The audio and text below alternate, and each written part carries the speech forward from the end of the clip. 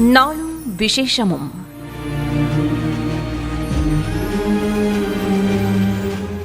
ஸ்ரீராம நவமி, ஸ்ரீராமபிரான் பிறந்த தினம்.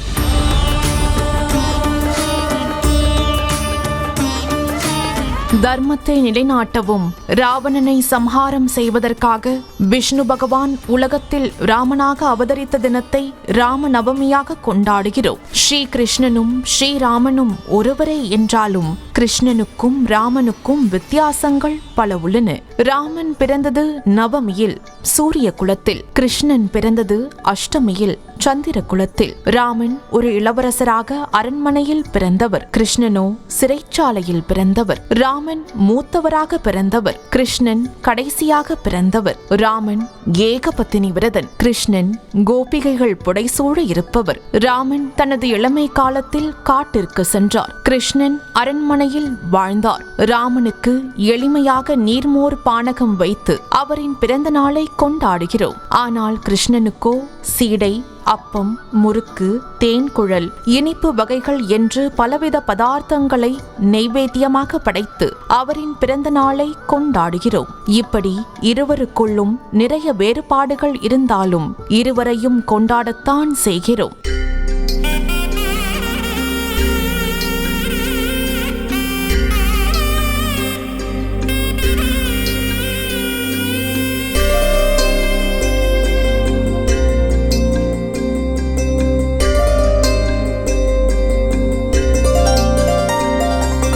ராமனின் அவதார தினத்தை ராம நவமியாகவும் கிருஷ்ணரின் அவதார தினத்தை கோகுலாஷ்டமியாகவும் கொண்டாடுகிறோம். இருவரும் இரு துருவங்களாக இருந்தாலும் அவர்களின் அவதார நோக்கம் ஒன்றுதான். ஒரு மனிதன் பூமியில் எப்படி வாழ வேண்டும், எந்த துயரம் வந்தாலும் அதை எப்படி எதிர்கொள்ள வேண்டும் என்பதை நிரூபித்து காட்டி வாழ்க்கை பாடம் கற்பித்தவர்கள். அந்த வகையில் ராமன் அவதரித்த ராம நவமி தினத்தில் ராமனின் குணங்கள் பற்றி தெரிந்து கொள்ளலாம். சின்ன பின்னங்களாகி ராவணன் சிரசினை திட்டமுடன் அறிந்த நாமம், சிரஞ்சீவியாகவே விபீஷணன் ரணக்குமே ஜெயப்பட்ட மீத நாமம்.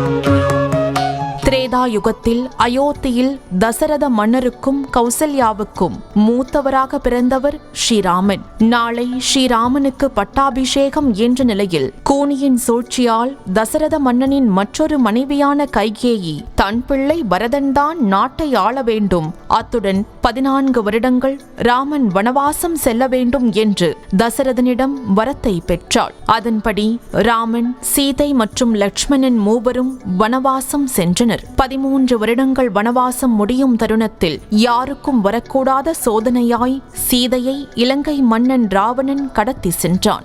வானர தலைவன் மற்றும் அனுமனின் உதவியுடன் ராவணனுடன் போர் புரிந்து சீதையை மீட்டு வனவாசத்தை முடித்து பின் நாடு திரும்பி அயோத்தியை ஆண்டார் என்கிறது ராமாயணம். இதில் கடவுளின் அவதாரமாகிய ராமன் நினைத்தால் ஒரு நிமிடத்தில் ராவணனை அழித்து சீதையை மீட்டிருக்கலாம். ஆனால் எந்த ஒரு சந்தர்ப்பத்திலும் ராமன் தன்னை கடவுளின் அவதாரமாக காட்டிக் கொள்ளவில்லை. ஒரு மனிதனாக எப்படி வாழ வேண்டும், அரசனாக எப்படி இருக்க வேண்டும், தமையனுக்கும் பெற்றோர்களுக்கும் எப்படி மரியாதை கொடுக்க வேண்டும் என்று நிரூபித்து காட்டியவர்.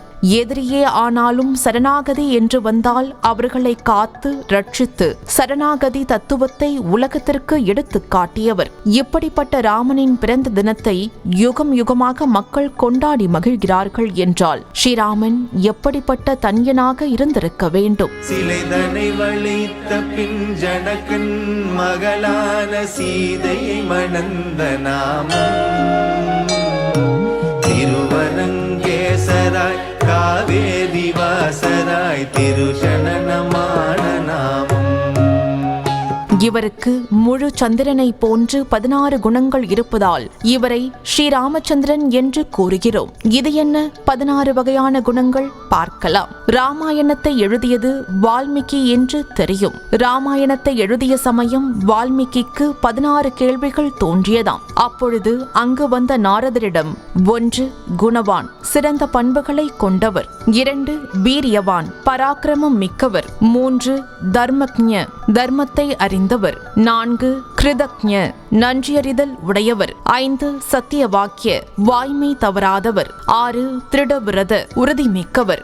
7 சாரித்திரேன யுக்த நல்ல நடத்தை உயர்ந்த குணம் கொண்டவர்.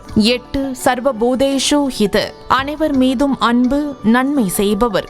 9 வித்வான் ஞானம் கல்வி உடையவர். 10 சமர்த்த திறமைசாலி. 11 பிரியதர்ஷன காண்பதற்கு இனியவர். 12 ஆத்மவான் மனதை வென்றவர். 13 ஜிகத்ரோத கோபத்தை வென்றவர். 14 தியுமான் தேஜஸ் ஒளி பொருந்தியவர். 15 அனசூயக பொறாமையற்றவர். 16 பிப்பியதி தேவா தேவர்களாலும் அஞ்சத்தக்க பராக்கிரமம் உடையவர் என்று இந்த 16 குணங்களும் முழுமையாக பொருந்த பெற்றவர் யார் என்ற கேள்வியை வால்மீகி நாரதரிடம் எழுப்ப அதற்கு நாரதர் ஒரே பதிலாக ராமபிரான் மட்டுமே என்று கூறினாராம்.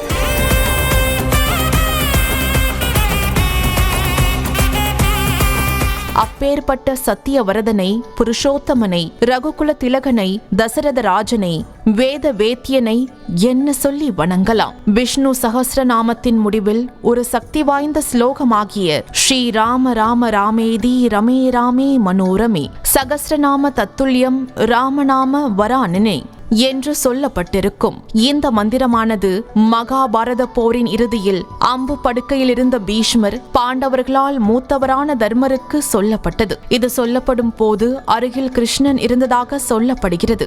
இந்த மந்திரத்தை 3 முறை சொன்னால் விஷ்ணு சகஸ்ரநாமம் சொன்ன பலன் கிடைக்கும். அதே சமயம் ராம என்ற 2 எழுத்து மந்திரத்தை உச்சரிப்பதன் மூலம் விஷ்ணு சகஸ்ரநாமத்தை ஜபித்த பலனும் மன அமைதி, பாப விமோசனம் மற்றும் வாழ்க்கையில் ஆனந்தமும் கிடைக்கும் என்பது நிதர்சனம். செய்யாத பாவங்கள் செய்தாலும் நீக்கிடும் ஸ்ரீராம என்ற நாமம்.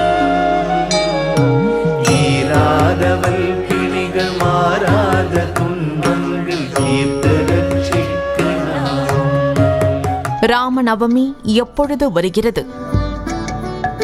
ஒவ்வொரு வருடமும் மார்ச் அல்லது ஏப்ரல் மாதங்களில் வசந்த காலத்தில் சைத்திர நவராத்திரி பண்டிகை 9ஆம் நாளில் வரும் நவமி என்று ராமர் பிறந்ததாக சொல்லப்படுகிறது. அதன்படி 2026ஆம் ஆண்டு ராம நவமியானது மார்ச் 27ஆம் தேதி கொண்டாடப்படுகிறது. இந்த நாளில் ரத ஊர்வலம், ராம்லீலா போன்ற ராமரின் பிறப்பு குறித்த நாடகங்கள் மற்றும் ஆலயங்களில் சிறப்பு பூஜைகள் போன்ற வேறு சில அற்புதமான நிகழ்வுகளும் நடைபெறுகின்றன. ஸ்ரீரங்கமாகவே 108 திருப்பதி சிறுதோங்கி நின்ற நாமம். தினம் தினம் ராமாயண் உழைப்பவர்கள் சிந்தையுள் சிறப்புற்றிருக்கும் நாமம். ராமநவமி விரதம். இந்த நாளில் அனுசரிக்கப்படும் விரதம் ராமநவமி விரதம் என்று அழைக்கப்படுகிறது. இது இந்துக்களின் 5 முக்கிய விரதங்களில் ஒன்றாகும். அன்று அதிகாலையில் எழுந்து குளித்து பூஜை அறையில் ராமரின் படத்திற்கு அலங்காரங்கள் செய்து பூஜை செய்து விரதம் இருக்கலாம்.